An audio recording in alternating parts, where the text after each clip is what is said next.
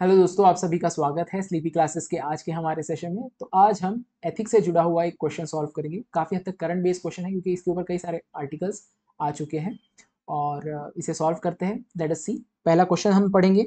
To what extent does moonlighting raises ethical dilemma conflict of interest for individual in their primary employment? How does it impact their professional responsibility, integrity and overall trust within organization they work for? काफी हद तक straight forward question है। अगर आपको moon lighting क्या होती है वो समझ में, आपने उसके रिलेटेड आर्टिकल्स पढ़े, वो आपको अंडरस्टैंडेबल है, तो आप इसे सॉल्व कर सकते हैं। क्वेश्चन में बेसिकली पूछा गया है कि क्या क्या कॉन्फ्लिक्ट ऑफ इंटरेस्ट रेज होते हैं when it comes to someone engaging into moonlighting and what are its impact on various aspect, जैसे कि professional responsibility, integrity and overall trust within organisation. तो इसे कैसे अप्रोच किया जा सकता है, पहले स्ट्रक्चर देखेंगे। इंट्रोडक्शन होगा हमारा, बॉडी होगा और कंक्लूजन होगा एज यूजुअल। इंट्रोडक्शन में हम डेफिनेशनल अप्रोच यूज कर सकते हैं। हम जो मून लाइटिंग है इस कंसेप्ट को डिफाइन कर सकते हैं। बॉडी में हम तीन पार्ट में इसे डिवाइड कर सकते हैं। फर्स्ट पार्ट में जो इशू है, जो भी पूछे गए क्वेश्चन के रिलेटेड, वो हम एड्रेस करेंगे, उसको डिस्क्राइब करेंगे और ये हमारा मेजर पार्ट होगा। इसके बाद क्योंकि इसमें सारी चीज़ें नेगेटिव बताई गई है with respect to moonlighting, तो ब्रीफली हम पॉजिटिव एस्पेक्ट भी बताएंगे उसका इन द सेकेंड पार्ट। और फाइनली हम बैलेंस स्ट्राइक करने की कोशिश करेंगे, कैसे इस नेगेटिव और पॉजिटिव इम्पैक्ट को बैलेंस किया जाए ताकि एथिकल मूनलाइटिंग की ओर हम बढ़ सके। तो ये कंक्लूजन में हम बताएंगे, रीएम्फसाइज करेंगे एथिकल मूनलाइटिंग के बारे में, उससे कंक्लूड करेंगे। तो let us look at it. पहले तो हम देखते हैं इंट्रोडक्शन। मूनलाइटिंग होता क्या है?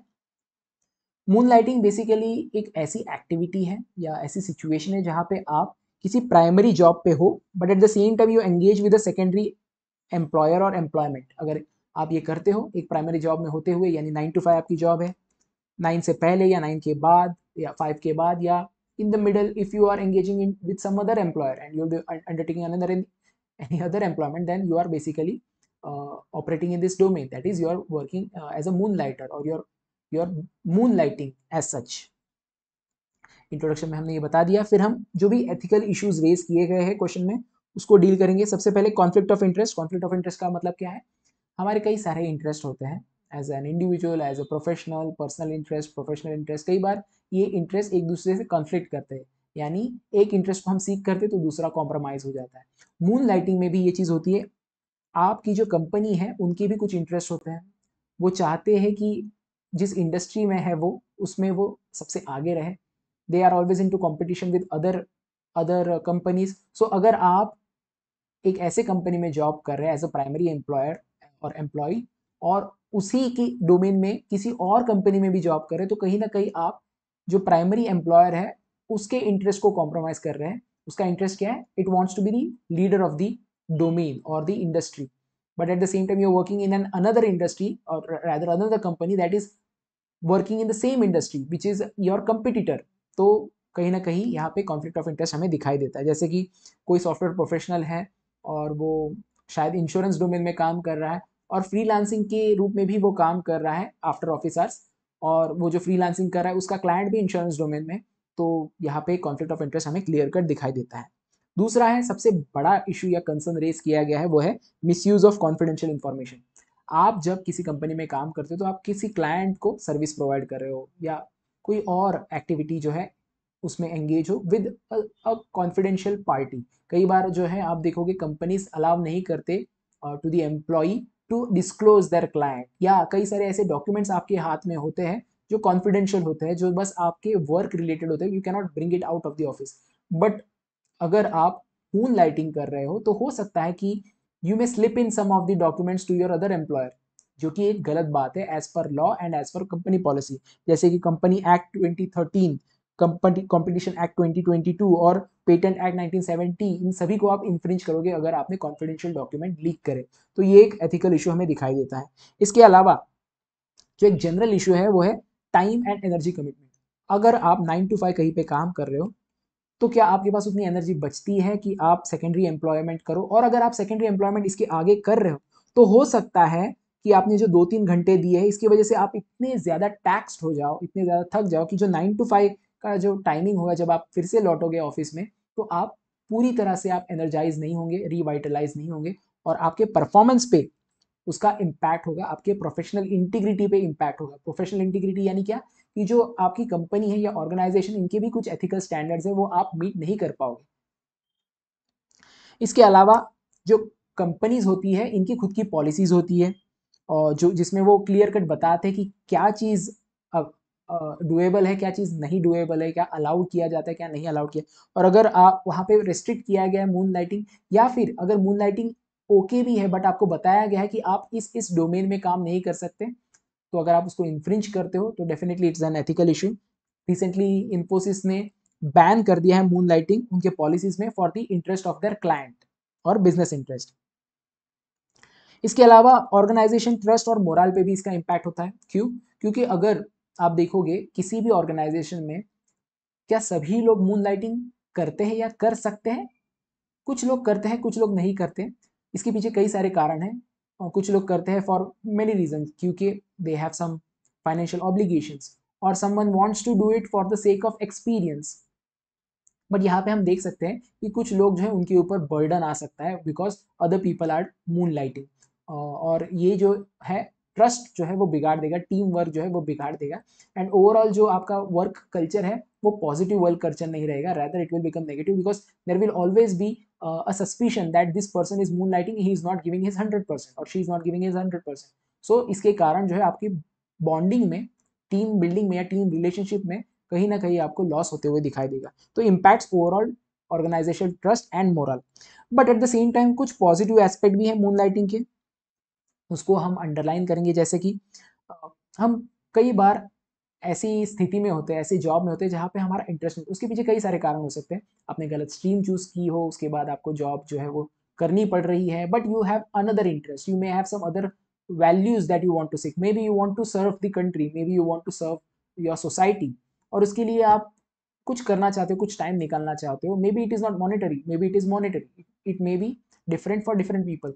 तो ऐसी जगह में अगर आप मून लाइटिंग करते हो तो it actually helps you to seek those opportunities. जैसे कि कोई एनजीओ में काम करना चाहता है, वॉलंटियरिंग करना चाहता है, तो वो कर सकता है, वो उसके हायर वैल्यूज जो है उसको सीख कर सकता है। उसमें जो कंटेंटमेंट की भावना होती है जो कि मिसिंग होती है किसी पर्टिकुलर वर्क में, तो वो फुलफिल कर सकता है बाय मून लाइटिंग। इसके अलावा अगर आप मून लाइटिंग करते हो स्पेशली ऐसे डोमेन में जो आपके एग्जिस्टिंग फील्ड का नहीं है, तो वहाँ पे आप अपने स्किल्स को डेवलप कर पाते हो, नए स्किल्स को डेवलप कर पाते हो, और ये आपको एक तरीके से आपकी पर्सनालिटी को भी डेवलप करता है और आपको एक फुलफिलमेंट भी मिलती है, प्रोफेशनल कैपेबिलिटी बढ़ती है, नए स्किल्स बढ़ते हैं। इसके अलावा नेटवर्किंग, जो सोशल कैपिटल की बात करते हैं हम, सोशल कैपिटल यानी क्या, आपका कितना नेटवर्क है, कितने लोग आप जानते हो, पहचानते हो। इसका एडवांटेज आपको लाइफ लॉन्ग रहता है। कई बार ले ऑफ किया जाता है, ऐसे सिचुएशन में आपके सोशल जो आपके नेटवर्क्स है या जो सोशल कैपिटल है वही आपको हेल्प करता है in getting back into the work. तो डेफिनेटली ये अच्छी बात है कि आपके पास ज़्यादा से ज़्यादा नेटवर्क बढ़े आपका, और आप जो है अपना सोशल कैपिटल बढ़ा सकें। इसके अलावा कई लोग जो है वो एंटरप्रेन्योरशिप करना चाहते हैं, खुद का बिजनेस करना चाहते हैं, बट वो नहीं कर पाते। क्यों? क्योंकि they can not leave their job. But अगर आप मून लाइटिंग करते हो तो एक स्टेबल इनकम भी आएगी और आप एंटरप्रेन्योरशिप भी कर सकते हो अपने एंड पे। ऑफ कोर्स अब हमें बैलेंस भी स्ट्राइक करना चाहिए। हमने नेगेटिव पॉइंट देखे, पॉजिटिव पॉइंट देखे, बट कहीं ना कहीं इसमें बैलेंस स्ट्राइक करने की जरूरत है, क्योंकि अभी भी हम कहीं ना कहीं एथिकल लैंडस्केप में सही पोजीशन नहीं है। तो बैलेंस कैसे स्ट्राइक किया जा सकता है? सबसे पहले एम्प्लॉय के पर्सपेक्टिव से, एम्प्लॉय ने अगर वो मून लाइटिंग करता भी है, so he has to make sure कि वो ऐसी जगह पे मून लाइटिंग करे या ऐसा सेकेंडरी एम्प्लॉयमेंट करे जो कि उसके एग्जिस्टिंग इंडस्ट्री में उसको compete ना करे, ताकि जो एग्जिस्टिंग एम्प्लॉयर है he does not feel cheated और he does not think that there is a conflict of interest. सबसे पहले वो चीज़ आपको देखनी है। इसके अलावा अगर आप जॉब भी करते हो कहीं पे, तो ये आपके परफॉर्मेंस को इम्पैक्ट नहीं करना चाहिए। यानी आपने 9 to 5 जॉब किया, उसके बाद आप 4-5 घंटे कहीं और जॉब कर रहे हैं, तो उससे जो है आपके एग्जिस्टिंग जॉब या जो प्राइमरी जॉब है उसके परफॉर्मेंस पे इम्पैक्ट ना होना नहीं होना चाहिए। इसका भी ध्यान देना चाहिए। सो what should the individual do while before even considering the second employment? They should assess which sort of job is suitable, which will reduce this conflict of interest or will avoid any sort of conflict of interest or performance issue. इसके अलावा जब हम companies की बात करते हैं तो companies ने भी क्लियर कट पॉलिसी बनानी चाहिए और वो लोगों तक यानी एम्प्लॉयज तक that should be taken up. उस पॉलिसी में क्लियर कट बताना चाहिए क्या चीज़ आपको अलाउड है, क्या मून लाइटिंग अलाउड है या बिल्कुल अलाउड नहीं। इसके अलावा अगर मून लाइटिंग अलाउड है तो कौन से डोमेन में आप मून लाइटिंग कर सकते हो या सेकेंडरी एम्प्लॉयमेंट आप ले सकते हो, और आपकी जो स्टैंडर्ड्स है, एथिकल स्टैंडर्ड्स है, उसको मेंटेन करने के लिए आपको क्या क्या रिक्वायरमेंट को फुलफिल करना पड़ेगा। ये सारा कुछ अगर आप ऑर्गेनाइजेशन अपने एंड से बताती है और डिस्क्लोज करती है, then it will be helpful even for the employee to understand what is permissible and what is not. इसके अलावा सबसे इंपॉर्टेंट चीज जो एम्प्लॉयर कर सकता है, एग्जिस्टिंग जो प्राइमरी जॉब गिवर है या एम्प्लॉयर है, वो अपने ही इंस्टीट्यूशन में कुछ अपॉर्चुनिटीज प्रोवाइड कर सकता है for people who want to either earn a little more money, यानी आप देखोगे कई बार आपको एक्स्ट्रा काम करना पड़ता है बट आपको उसके पैसे नहीं मिलते, तो वो इंसान चाहेगा कि वो कहीं और जॉब कर ले और उसके उसको पैसे मिल जाए, तो आप ओवर टाइम के पैसे दे सकते हो। इसके अलावा आप ऐसा प्लेटफॉर्म बना सकते हो जहाँ पे जो एग्जिस्टिंग एम्प्लॉई है वो उनकी अपनी स्किल डेवलप कर पाए और कंट्रीब्यूट कर पाए कंपनी को और मॉनेटरीली खुद को भी। सबसे इंपॉर्टेंट है टीम का जो एटमॉस्फेयर है वो अगर पॉजिटिव रहेगा तो जो इंडिविजुअल काम कर रहा है आपके लिए उसमें कंटेंटमेंट रहेगा, उसमें ऐसा नहीं रहेगा कि he is missing out in life. तो ये अगर चीजें कंपनी अपने एंड से सिक्योर करती है, ऐसा ऐसी सारी चीजें, ऐसी सारी अपॉर्चुनिटीज, तो शायद मून लाइटिंग की जरूरत ना पड़े। बैलेंस स्ट्राइक कर लिया। अब कंक्लूजन में आप फिर से रीएम्फसाइज कर सकते हो कि जो हार्मलेस मून लाइटिंग या आप एथिकल मून लाइटिंग भी कह सकते हो, जहां पे एम्प्लॉयर और एम्प्लॉय दोनों भी अपने ओर से पॉजिटिविटी या पॉजिटिव कॉन्सिक्वेंस लाने की कोशिश कर रहे हैं, जैसे कि एक तरफ the employer is having contentment, he is able to fulfill his desires, but at the same time he is being responsible toward his existing employer by not going into a company which is competing to the existing company, or not committing too much to the secondary job so that the performance of the primary job in the primary job will be impacted। इन सारी चीजों को अगर वो ध्यान में रख के करता है तो harmless moonlighting is good thing। why? Because you are able to develop your what we can say skills, at the same time you are feeling content। Companies ने भी अपने एंड से जो है क्लियर कट पॉलिसी बनाई तो वो trust और फेयरनेस भी मेंटेन रख पाएगी। तो बेसिकली अगर हमें इस एथिकल जो लैंडस्केप है मून लाइटिंग के आने की वजह से, इस कंसेप्ट के आने की वजह से, बेसिकली वो कंसेप्ट आया ही है आफ्टर पैंडेमिक, जब लोग घरों में थे and they thought that this is the best opportunity to get into some other job और डू सेकेंडरी जॉब। तो इसके बाद जब ये सिचुएशन आई है और ये रहने वाली है क्योंकि people have tested it, so we have to manage in a certain way that we can navigate this ethical landscape in a very ethical manner।